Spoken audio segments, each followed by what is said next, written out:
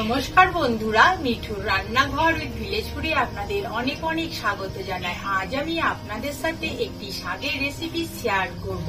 আজ আমি ডিমের শাক কিভাবে রান্না করতে হয় সেটাই আপনাদের সাথে শেয়ার করব। এই শাকটা একটু তেতো হয় কিন্তু গরম ভাতে খেতে অসাধারণ লাগে। তাহলে চলুন দেখে নি কিভাবে ডিমের শাক রান্নাটা করব। বন্ধুরা, কড়া গরম হয়ে গেছে, দিয়ে দিচ্ছি সর্ষের তেল।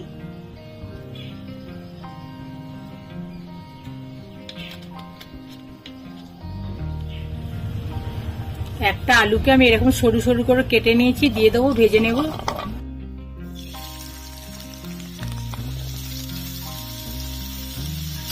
দিয়ে দেবো পেঁয়াজ কুচি। আলু আর পেঁয়াজ একসাথে ভেজে নেব।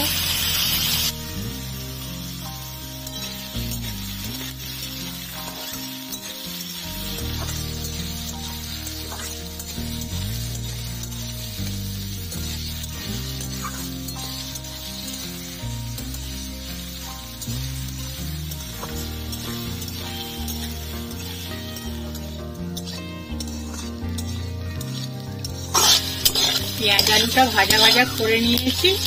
কেটে রাখা বেগুন দিয়ে দেব, দুটো কাঁচা লঙ্কা দিয়ে দেবো ফাটিয়ে, দিয়ে দেবো লবণ,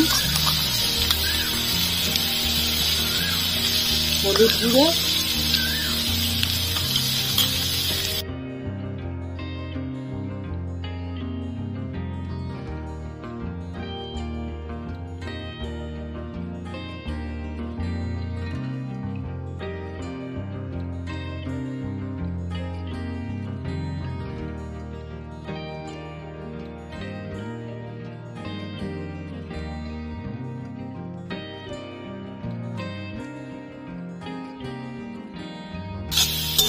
ঢেকে রাখবো।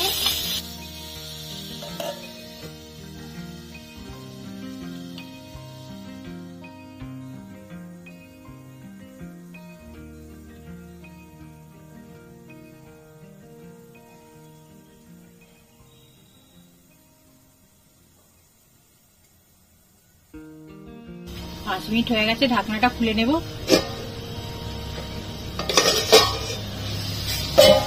সবজিগুলো সিদ্ধ হয়ে গেছে। ডিমের শাকটা বেছে ভালো করে ধুয়ে নিয়েছি, দিয়ে দেব।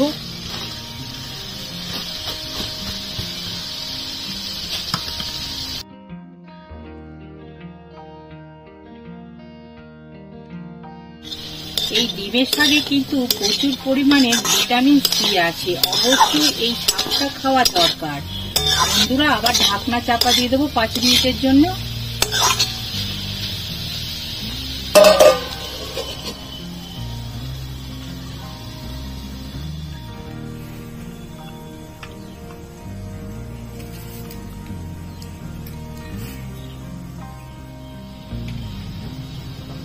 পাঁচ মিনিট হয়ে গেছে, ঢাকনাটা খুলে নেব।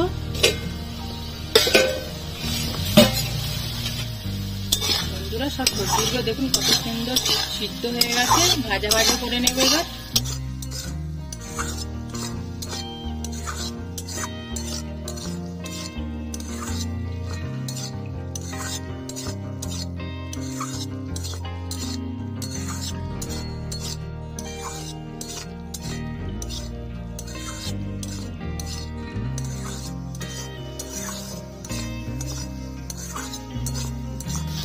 ডিমের শাকের রেসিপি হয়ে গেছে, নামিয়ে নেব।